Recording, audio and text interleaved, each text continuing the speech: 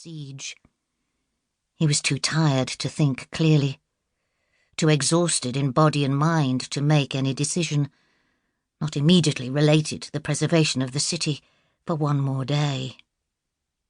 He had no idea what to do, why this decision had to fall to him.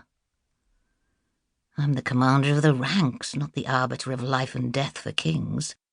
Not my king, anyway. Not Rastov. The king's face was ashen, except for the hectic spots of red caused by the fever. Black lines ran from the neat tear in his chest, and the lips of the wound were red, angry, puckered, straining at their stitches as they swelled. Monstrous and on the point of bursting. Obscene, overripe fruit that wanted only a touch, a breath, to split and spill its horror. Durdle had chewed his lip to ribbons since the siege began, and winced as he bit at it now. He scrubbed a hand across the back of his head and down his neck. Eric nodded again when he looked to him for aid. Hallis was waiting, the plea clear on his lips and in his eyes. Give him what he can't ask for himself. Help him, as you've helped him all your life. Serve him.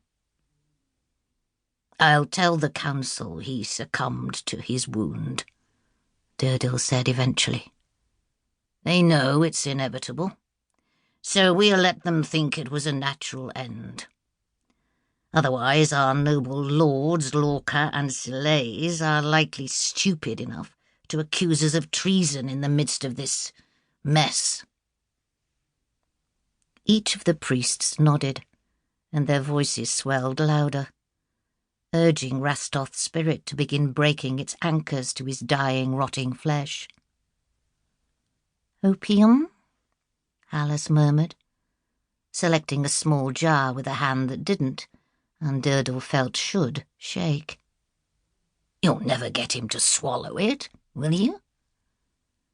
Hallis's smile was weary and sad. There are things you will never know of my art, my old friend. Don't worry. Just say your goodbyes, yes? We should do it quickly, now the decision has been made. We should spare him any more of this sham of life. Hallis stepped out of his way, and Durdle looked again at his king, his decades-long friend, lying still and pale against the pillows. Rastov's breath came in tiny pants, clammy sweat glistening in the gloom. His hands were claws. From the open window came the sound of a dog boy playing with a litter of puppies, uncaring of the dying king or besieged city. Durdle fell to one knee by the bed, his armour clattering about his shoulders. Sire, forgive me, he whispered. I should have protected you, kept you safe. The man might be old and mad, but he was Durdle's king and Durdle's friend. I will save Rilporin, Rastov. I will save our country and our gods, our people, all of it. I swear on my hope of reaching the light. When we meet again, He choked back a sob. Hallis squeezed past him, and an involuntary denial sprang to Durdle's lips, a hand reaching to stop the cup on its way to Rastov's lips. Eric rounded the bed and pulled him gently to his feet. Your last act for your king, Commander, should be the one that brings him peace, he murmured.